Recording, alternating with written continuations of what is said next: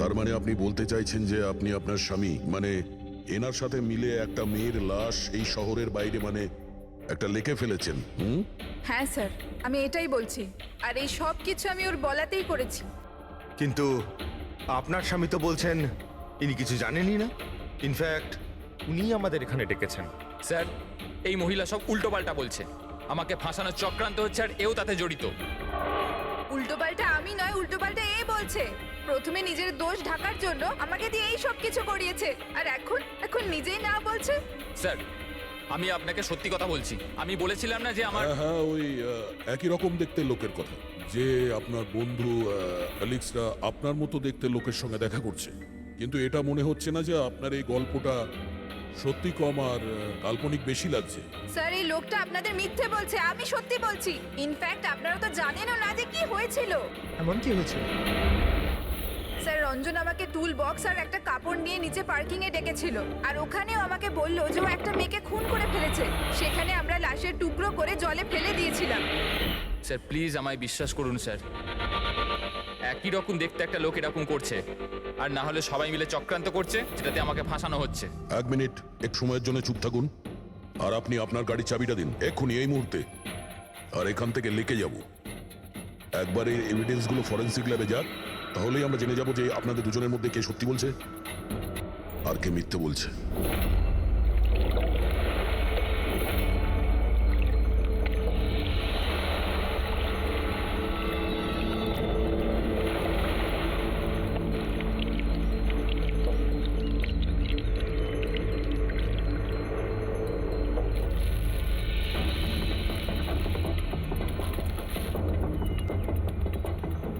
এই মেয়েটা কে? স্যার আমি কি জানি? আপনি আমাকে কেন জিজ্ঞেস করছেন? যা কিছু জানার এর থেকে জানুন না।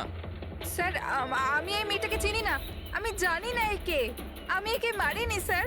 আমি তো ওই সময় শুধু এই লোকটার হেল্প করছিলাম। আমি অনেক রাত অবধি অফিসে ছিলাম স্যার। আপনি চাইলে সিসিটিভি ফুটেজ দেখতে পারেন। চিনের নিচে দেখো, থুতির নিচে স্টিচেস আছে না? আর সেগুলো খুব বেশি পুরনো নয়, মনে হচ্ছে কিছুদিন আগেই ও আঘাত পেয়েছে। পুরবি কোনো না কোনো ক্লিনিক বা হসপিটালে স্টিচগুলো করা হয়েছিল, সেখান থেকে এই মেয়েটার ব্যাপারে জানা যেতে পারে।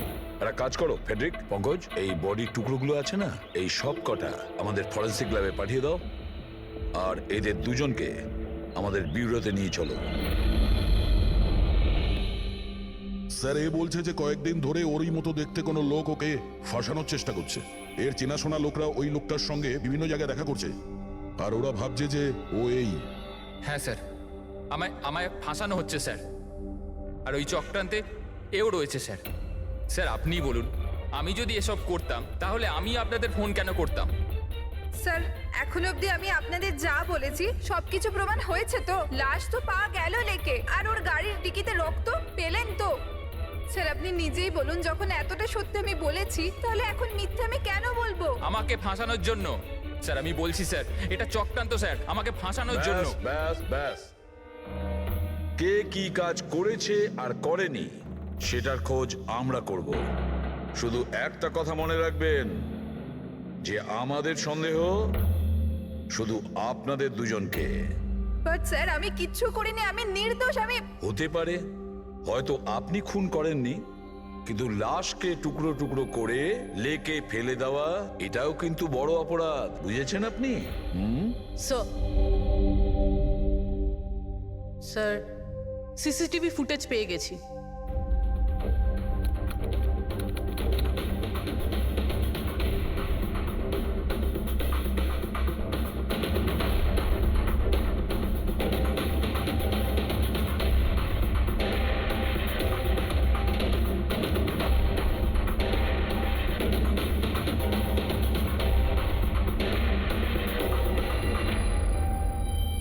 এ তো খালি।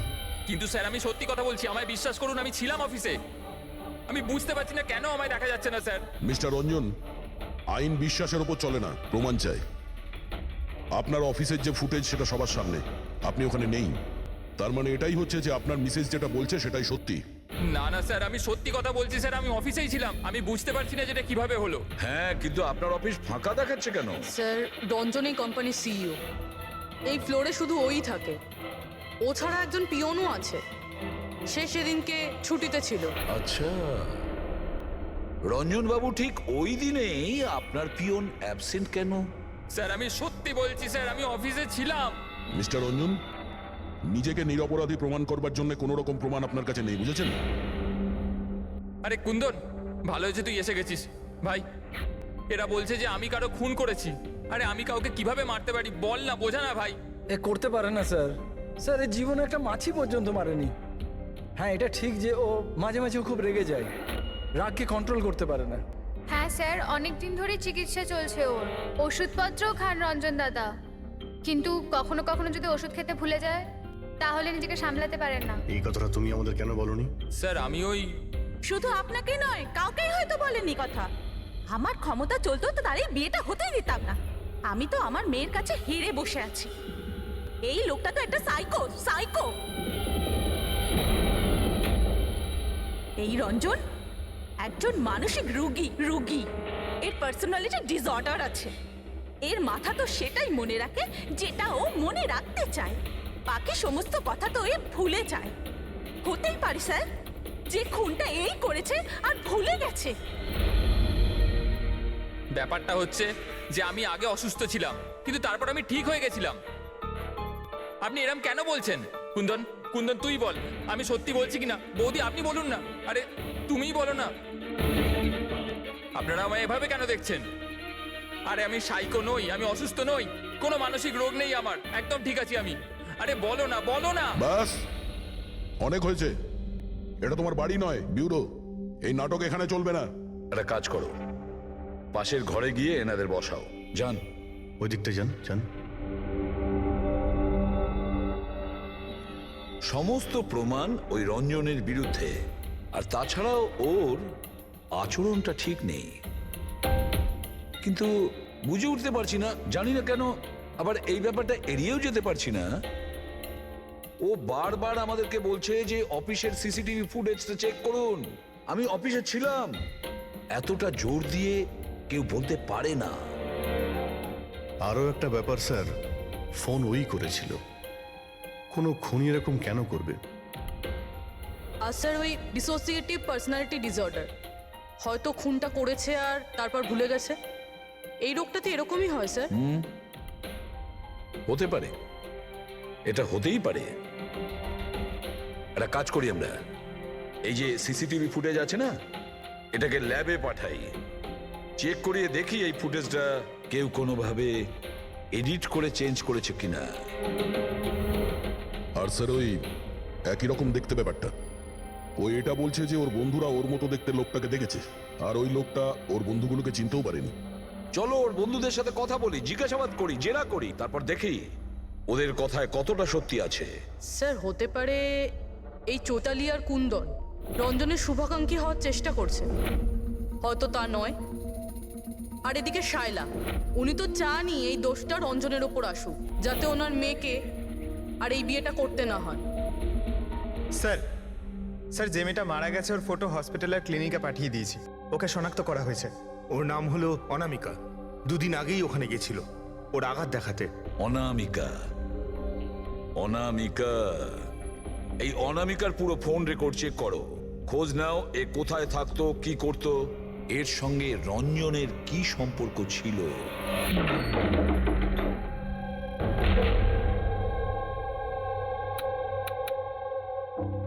স্যার অনামিকা হসপিটালে এই অ্যাড্রেসটাই দিয়েছিল। এবার কি করি? দেখা যাক, কোনো প্রমাণ নিশ্চয়ই পাবো। একটু আশেপাশে দেখো কোনো প্রতিবেশী আছে কিনা। হ্যাঁ,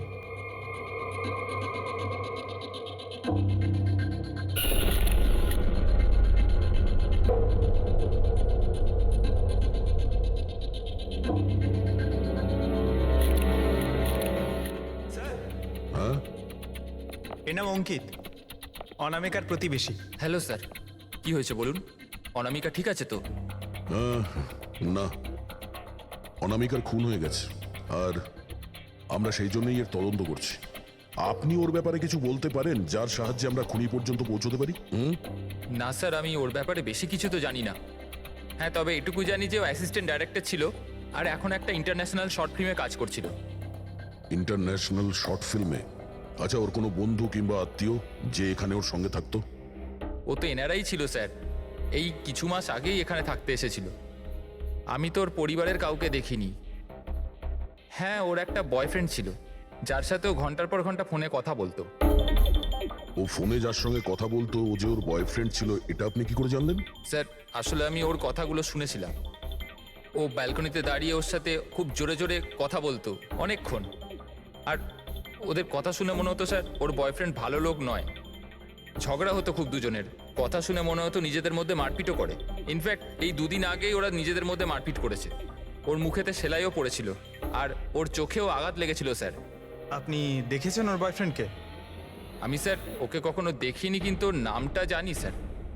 আচ্ছা, কি নাম কি ওর? রঞ্জন। রঞ্জন?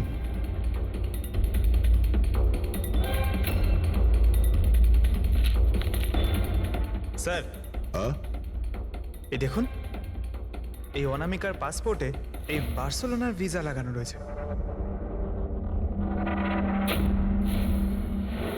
বার্সেলোনা? এ কি স্পেনে যেতে চাইছিল নাকি? স্যার, অনামিকা স্পেন থেকেই এসেছিল স্যার। আমি ওদের কথা শুনেছিলাম। স্যার, ও বিরক্ত হয়ে গেছিল রঞ্জনের জন্য, সারা জীবনের জন্য স্পেন ফিরে যেতে চাইছিল। স্যার, আমার মনে হয় ওর খুন রঞ্জনই করেছে। ও চাইতো না যে ও স্পেনে চলে যাক।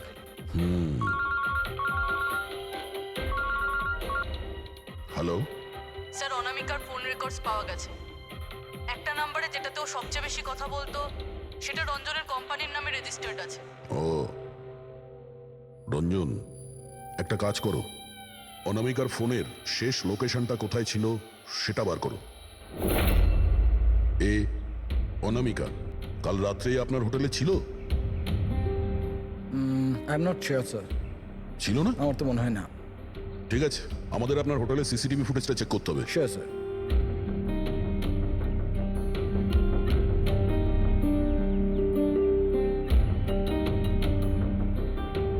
এই তো অনামিকা।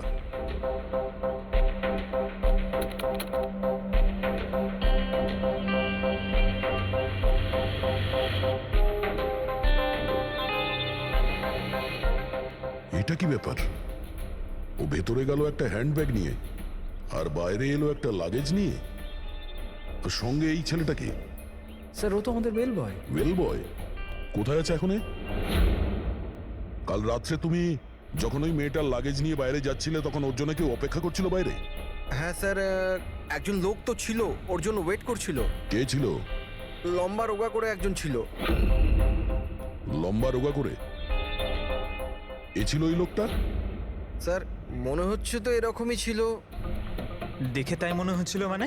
স্যার, ও দূরে দাঁড়িয়ে ছিল, তাই আমি ঠিকমতো দেখতে পাইনি। ও, তার মানে এই রঞ্জন, ও আমাদের মিথ্যে কথা বলেছে। ও অনামিকাকে আগে থেকেই চিনতো, আর শেষবার অনামিকা ওর সাথেই ছিল।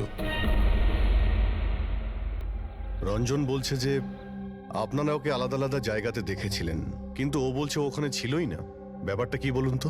স্যার, আমি একদিন কফি শপে কফি খাচ্ছিলাম, আমি দেখলাম যে রঞ্জন বাইরে কারোর সাথে কথা বলছে।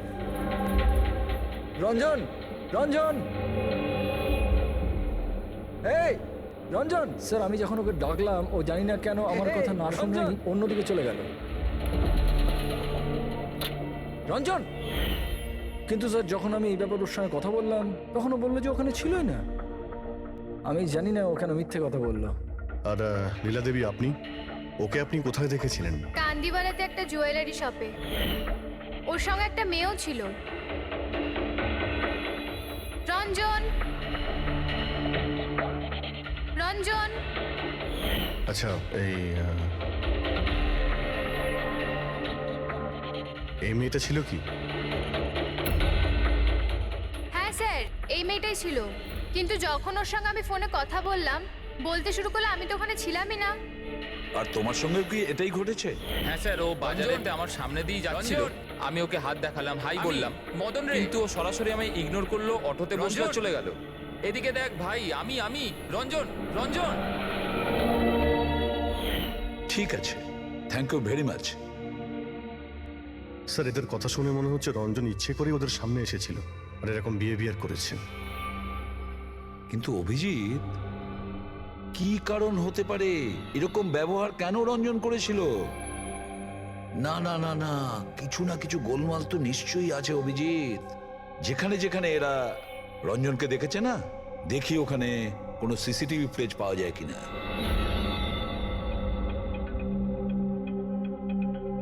স্যার এখানে দেখুন।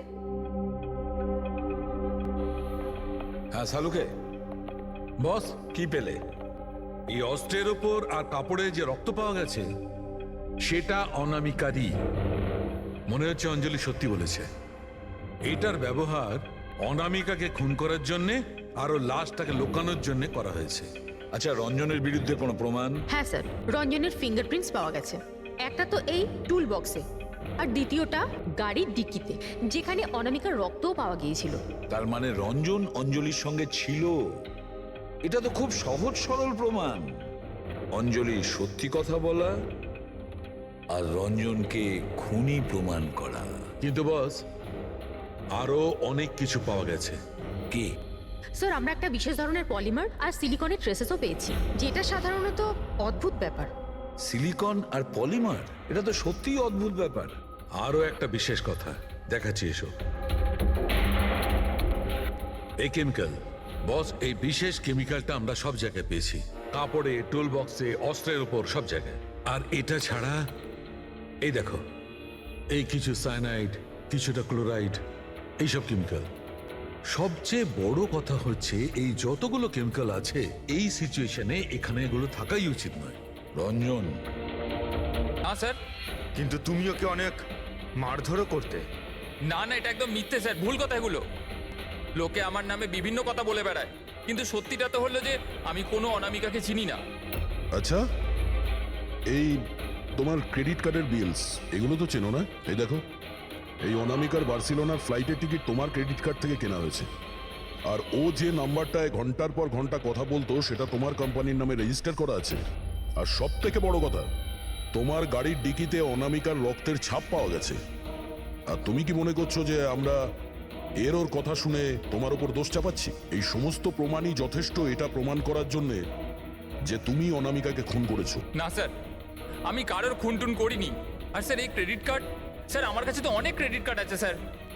আর স্যার, আমি আজ অব্দি আমার ক্রেডিট কার্ড দিয়ে কখনো বার্সেলোনার টিকিট বুক করিনি। তাহলে উল্টোপাল্টা কথা বলা বন্ধ করো রঞ্জন। অনামিকা তোমার গার্লফ্রেন্ড ছিল আর তোমার জন্য বিপদ হয়ে দাঁড়িয়েছিল, আর ওর হাত থেকে মুক্তি পাওয়ার জন্য তুমি ওকে খুন করে দিলে। আর শুধু খুন করলে না, তার সাথে আমাকেও ফাঁসিয়ে দিলে।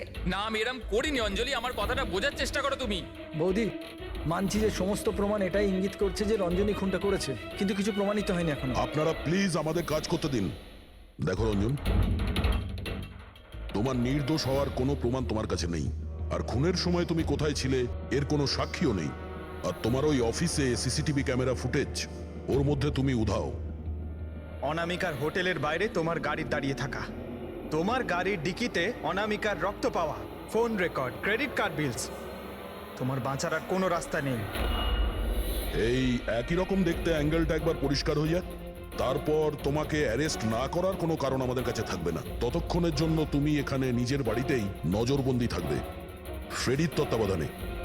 আর আপনারা তদন্ত শেষ না হওয়া পর্যন্ত আপনাদের মধ্যে কেউ এখান থেকে যাবেন না। ফ্রেডি, নজর রেখো। Sir, sir please sir, sir আমার কথাটা বোঝার চেষ্টা করুন, আমি কিচ্ছু করিনি। পূরবী, তুমি কি বলছো তুমি খেয়াল করেছো? হ্যাঁ স্যার। স্যার, ইমেজ ফরেন্সিক এক্সপার্টরা কনফার্ম করেছেন এই রঞ্জনের ফুটেজের সাথে এডিট করা হয়েছে। এই ফুটেজটায় কিছু আউট অফ ফোকাস ব্যাপার আছে, যেটা থেকে এটা প্রুফ হয় যে এখানে কেউ একজন ছিল, যেটাকে খুবই ভালোভাবে ডিলিট করা হয়েছে। অন্য আর কেউ নয়, ও রঞ্জনই হবে। তার মানে ওর এই একই রকম দেখতে গল্পটা সত্যি। অনামিকার খুনের সময় ও অফিসেই ছিল। তাহলে ওর খুন কি করে করবে? একটাই লোক একই সময়ে দু জায়গায় কি করে হতে পারে? স্যার, স্যার সেই সব সিসিটিভি ফুটেজ পেয়ে গেছি যেখানে রঞ্জনের বন্ধুরা রঞ্জনকে দেখেছিল। কফি শপ, জুয়েলারি শপ আর মার্কেটে। দরজা খোলো, বাইরে বেরোতে দাও। আরে কেন আমাকে আটকে রেখেছো? খোলো, আমি বলছি খুলে দাও। এটা কি হচ্ছে? ওর আবার আগের মতো অবস্থায় নেই তো? খোলো। সে কি? তাহলে তো ওনাকে কাবুতে আনার নিশ্চয়ই কোনো উপায় থাকবে। শুধু একটাই ওষুধ আছে, ঘুমের ইনজেকশন। খোলো, আমি বলছি দরজাটা খোলো। এভাবে কেউ কাউকে আটকে রাখে নাকি? আমার তো খুব ভয় লাগছে। আমি দরজা ভেঙে মাথা খারাপ হয়ে গেলে আবার কিছু করে নেবে না তো? সব এক একটা রত্ন এখানে, আমি দেখছি। আরে কেন আটকে রেখেছো আমায়?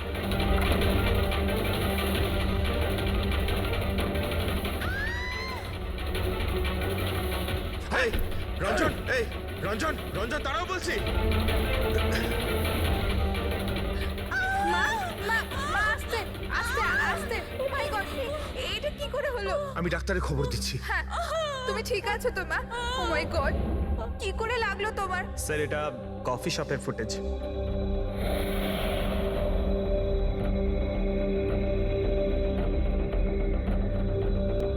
স্যার এবার জুয়েলারি শপ।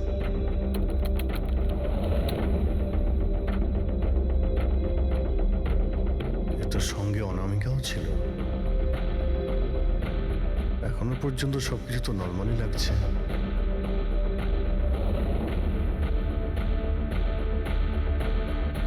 স্যার এবার মার্কেট প্লেস।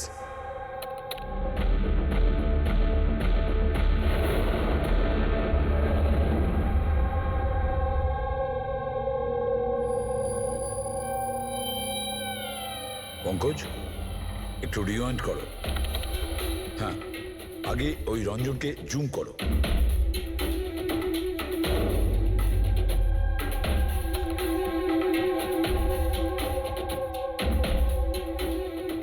এই দেখো, এর এর হাঁটা চল একটু আলাদা।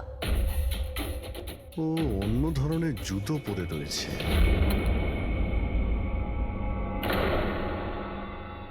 কিন্তু এটা কি? দয়া ওয়াকিং বুট পরেছে, ওয়াকিং বুট। যার পায়ের হাড়ে কোনো প্রবলেম থাকে না, সে ওই ওয়াকিং বুট পরে। কিন্তু রঞ্জনের পা তো একদমই ঠিকঠাক আছে। সেটাই তো, এটা তো হতেই পারে না। তাহলে ও কি? হ্যাঁ সালুকে বলো, কি এখনই? আচ্ছা ঠিক আছে, আমি আসছি। সালুকে ফরেন্সিক ল্যাবে ডেকেছে, এখনই যেতে হবে। চলো। হ্যাঁ ফেডরিক বলো, কি বললে তুমি? ঠিক আছে, হ্যাঁ ওখানেই থেকো। ফেডরিক বলছিল রঞ্জন পালিয়ে গেছে শায়লার ওপর আঘাত করে। কিন্তু ফ্রেডি তো ছিল ওখানে। সেটাই তো। একটা কাজ করো দা, তুমি আর পঙ্কজ ওখানে চলে যাও, আমরা ফরেন্সিক ল্যাবে যাচ্ছি। আচ্ছা সালুকে, তুমি রঞ্জনকে গ্রেফতার করতে বারণ করেছিলে, ব্যাস ও তো ওদেরকে আঘাত করে পালিয়ে গেছে। আর তুমি এখানে এসব কি করছো? এখানে এখানে এরকম মিউজিয়াম সাজিয়েছো কেন? মিউজিয়াম নয় বস, তাহলে? এটা হচ্ছে সেই ধাঁধাটার জবাব যেটা আমরা সলভ করতে পারিনি। হ্যাঁ, রঞ্জন পালিয়ে যাওয়াতে আমার খুব আফসোস হয়েছে, কিন্তু আই এম শিওর তোমরা ওকে ঠিক ধরে ফেলবে। তোমাদের মনে আছে ওই যে কেমিক্যালটা আমরা ক্রাইম স্পটে পেয়েছিলাম? তো তার সঙ্গে ওর কি সম্পর্ক? সেটা আমি আপনাদেরকে বলছি। আপনি কে? এ হচ্ছে জগৎ। এক মিনিট, সবকিছু বুঝতে পারবে বস। বেহুল, হাই স্যার। এবার এর সঙ্গে আবার এই কেসের কি সম্পর্ক? আপনারা ওর সাথে একটু মন দিয়ে কথা বলুন, দেখুন সবকিছু জানতে পারবেন। এটা বলুন তো যে আপনি কে, আর এই কেসের সঙ্গে আপনার কি সম্পর্ক? এক মিনিট। এনার চোখগুলো দেখে তো কেমন যেন একটা মনে হচ্ছে। শুধু চোখই নয়, এনার তো পুরো মুখের মধ্যেই কিছু গোলমাল আছে অভিজিৎ, ফেসের ওপরে গোলমাল আছে।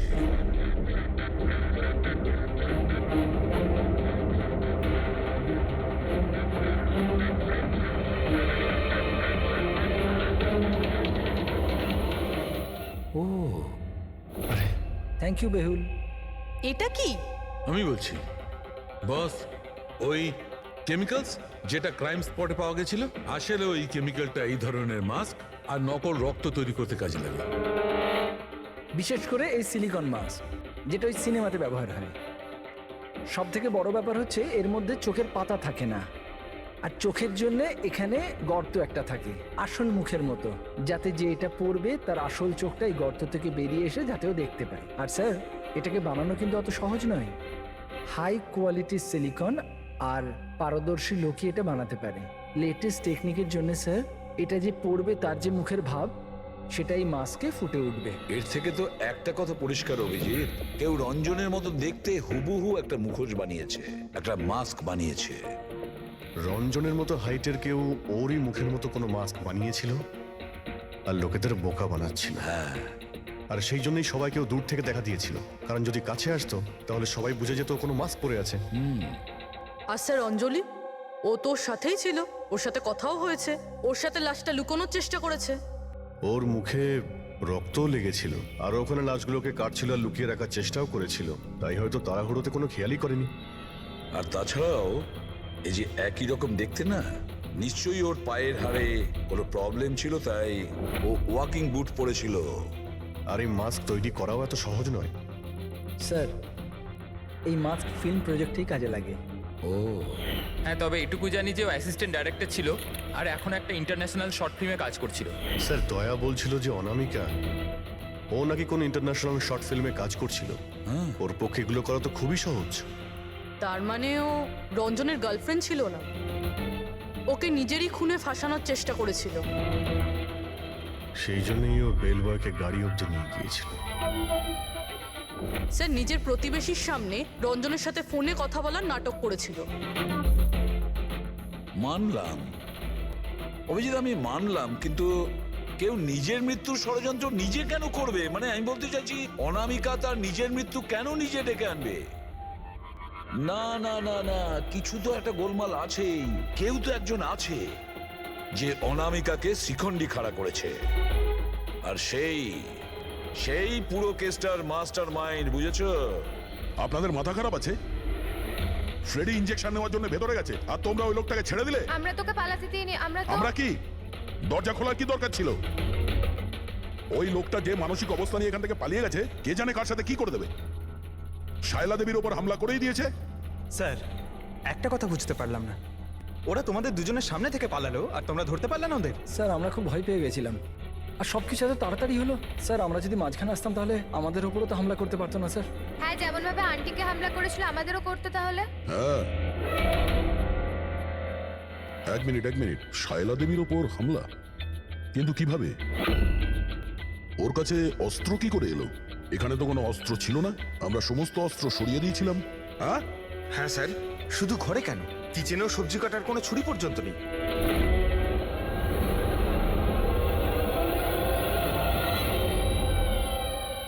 স্যার এ হলো আমাদের প্রোডাকশন হাউসের মেকআপ আর্টিস্ট, আর স্যার এর মাস্ক বানাতেও এক্সপার্ট।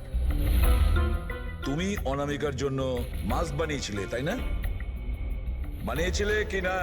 হ্যাঁ স্যার, উনি আমাকে টাকা দিয়েছিলেন আর এটা তো আমার কাজই স্যার। তাহলে এটাও বলে ফেলো যে কাজটা কার জন্য করেছিল, এই মাস্কটা কার পরার কথা ছিল। বলো বলো, তাড়াতাড়ি বলো, সময় নেই আমাদের। আর হ্যাঁ, যার মুখের তুমি মাস্ক বানাও তার মাপ নেওয়ার দরকার আছে, ম্যাপিং করার দরকার।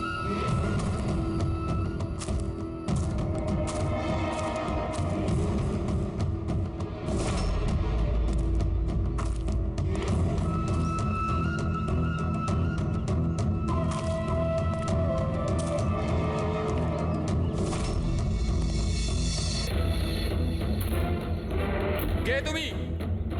হ্যাঁ, কে তুমি? কি চাও? কেন আমাকে বেঁধে রেখেছো? আমার তো মনে হয়েছিল আমাকে দেখে তুমি খুব খুশি হবে, কারণ আমিই তো হচ্ছি সে যাকে তুমি খুঁজে চলেছ। তোমারই আর এক রূপ। রূপ? কিন্তু তোমার মুখ তো আমার সাথে মেলে না। কারণ এটাই, আমি তোমার মতন মুখের মাস্ক পরে নেই এখন, নাহলে তুমি আমাকে চিনতে পারতে না যে আসল তুমি না আমি। আর একটা কথা, আমি তোমার আওয়াজে কথাও বলতে পারি। কিন্তু তুমি এমন কেন করছো? যাতে অনামিকার খুনের জন্য তোমার জেল হয়ে যায়। কিন্তু আমার তোমার সাথে কি শত্রুতা? আমি তো তোমাকে চিনি অব্দি না। ওসব জেনে তুমি কি করবে? এখন তো শুধু এটুকুনি জেনে রাখো যে আমার এত পরিশ্রমে সিআইডির লোকেরা জল ঢেলে দিয়েছে, আর আমার কাছে শুধুমাত্র এখন একটাই রাস্তা বাকি আছে, যে তোমাকে আমি মেরে ফেলবো। না! সিআইডি তোমরা এখানে কি করে? তোমাকে ফলো করতে করতে এখানে পৌঁছেছি। ওই মেকআপ ম্যান সবকিছু বলে দিয়েছে তোমার ব্যাপারে। খুব ভুল করেছো তোমরা এখানে এসে। রঞ্জনকে তো আমি কিছুতেই ছাড়তে পারবো না, কারণ আমি ওকে মারবার জন্য কন্ট্যাক্ট নিয়েছি। কিন্তু এখন তোমরা ওর সঙ্গে মরবে।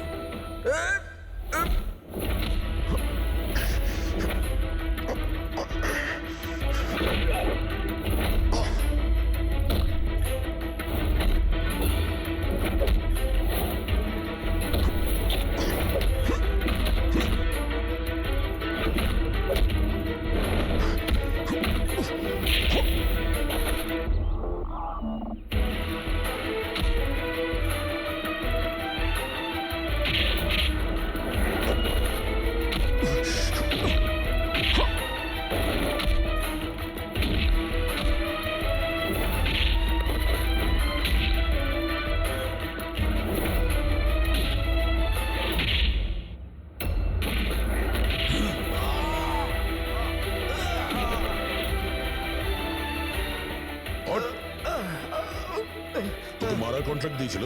হ্যাঁ, কে দিয়েছিল? অনামিকা মারা যাওয়ার পরেও তোমাদের প্ল্যান চালু আছে। কে মাস্টার মাইন্ড? আমায় ক্ষমা করে দাও মা। তোমার মতের বিরুদ্ধে গিয়ে বিয়ে করে আমি অনেক বড় ভুল করে ফেলেছি। কখনো ভাবতেও পারেনি যে ও এসব করতে পারে। রঞ্জন কোথায়? ওকে পেলেন না আপনারা? পাওয়া গেছে রঞ্জনকে। আপনারা সবাই এটা জেনে হয়তো অবাক হবেন যে রঞ্জন নির্দোষ। এটা আপনারা কি বলছেন? খুন রঞ্জনই করেছে? একদম না, রঞ্জন খুন করেনি। খুন করেছে আপনাদের মধ্যেই কেউ একজন। আমরা? কিন্তু আপনি তো জানেন যে এদের সবার উপস্থিতিতেই রঞ্জন আমাকে আঘাত করেছে। কি করে করলো? মানে কোন জিনিস দিয়ে আপনার উপরে আক্রমণ করেছিল? আমি বলেছিলাম না যে ও ছুরি দিয়ে আমাকে আঘাত করেছিল। কিন্তু ছুরি তো ছিল না ঘরে, আমরা সমস্ত অস্ত্র সরিয়ে দিয়েছিলাম আগে থেকেই। আপনার এই আঘাত ছুরি দিয়ে নয়, বরং নেইল ফাইল, নখ কাটার জন্য যেটা ব্যবহার করা হয়, আপনার এই আঘাত সেটা থেকে লেগেছে। মনে হচ্ছে উনি এখনো কনফিউজড। কোনো ব্যাপার নয়, ওনাকে আমরা সাহায্য করছি। ফ্রেডি,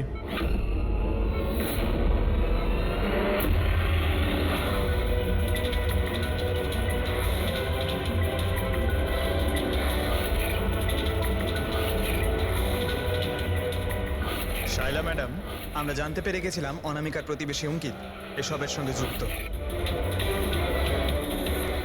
তো এই জন্য আপনি আমায় বাড়ি থেকে তাড়িয়ে দিয়েছিলেন, যাতে আমার কিডন্যাপ করে আপনি আমাকে খুন করতে পারেন। মা, তুমি এই খবরদার, খবরদার যদি আমাকে মা বলে ডেকেছিস তো। মা শব্দের অর্থ কি হয় তোমরা দুজন জানো?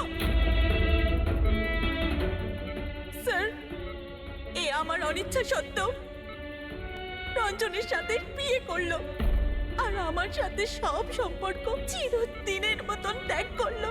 আর আজ এরা আমার সম্পত্তির অধিকার চাইতে শুরু করেছে। এই সব এই রঞ্জনের কাজ। এই উস্কেছে আমার মেয়েকে, আমার একমাত্র সন্তান, নিজের স্বামীর সঙ্গে মিলে ধীরে ধীরে আমাকে বিষ দিয়ে মারতে শুরু করলো।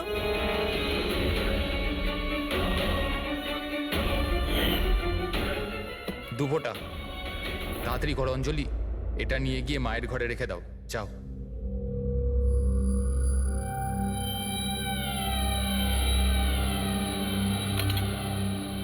কিন্তু আপনি অনামিকার খুন করলেন কেন? ওর কোনো দোষ ছিল না, কিন্তু আমার কাউকে তো একটু দরকার ছিল এই সব কিছু করার জন্য। কিন্তু আমি এদের দুজনকে শাস্তি দিতে চেয়েছিলাম যে রঞ্জনের ফাঁসি হয়ে যাক আর অঞ্জলির সারা জীবনের মতো জেল। শায়লা দেবী, এদের প্রতি আপনার ঘৃণা আপনাকেও এদেরই মতন অপরাধী বানিয়েছে। এদের দুজনের তো শাস্তি হবেই, আপনার প্রাণ নেওয়ার চেষ্টা করেছে বলে। কিন্তু আপনারও কঠোর থেকে কঠোরতম শাস্তি হবে। অনামিকাকে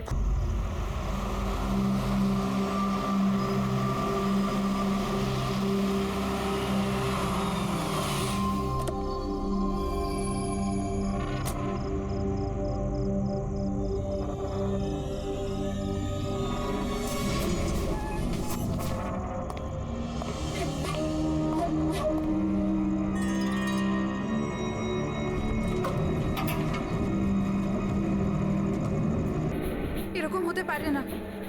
এবার কি হবে? আমার খুব বড় ভুল হয়ে গেছে।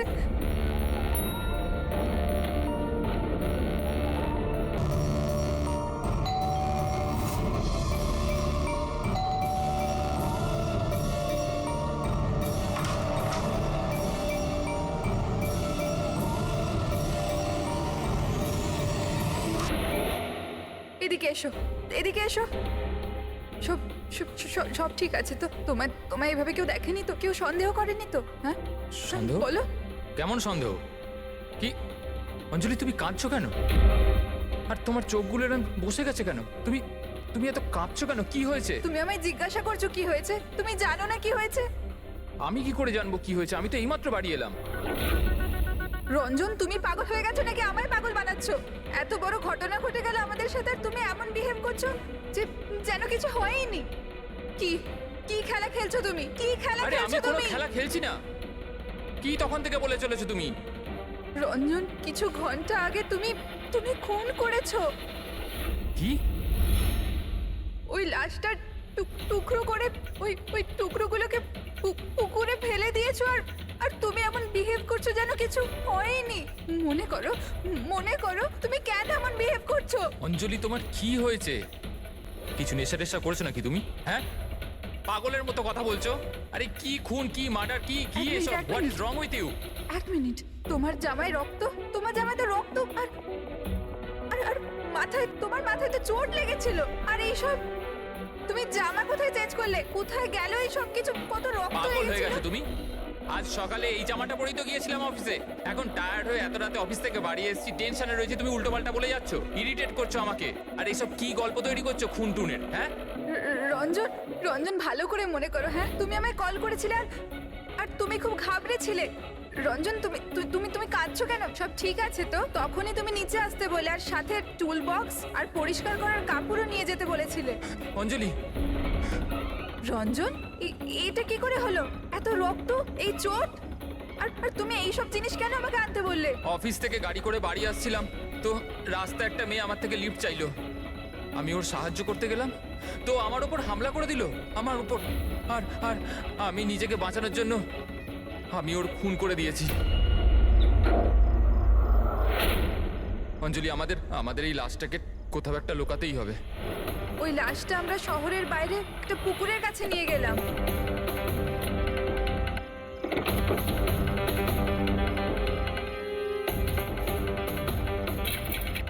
আর সেখানে তুমি বলার পর আমরা লাশটাকে টুকরো টুকরো করেছিলাম, সেগুলো প্লাস্টিক ব্যাগের মধ্যে ঢুকিয়ে আর ওই পুকুরে ফেলে দিলাম। আর তারপরে তুমি আমার বাড়িতে ড্রপ করে দিলে আর তুমি বলেছিলে যে তুমি একটু পরেই বাড়ি চলে আসবে। তুমি আমায় এটা বলতে চাইছো যে যাকে আমি চিনতামই না আমি তার খুন করে দিয়েছি? হয় তুমি স্বপ্ন দেখছো, নয়তো তোমার মাথায় কিছু একটা চলছে, সেটা আমি জানি না। আর যদি তোমার কথায় একটু সত্যতা থাকে, can you prove it? I will.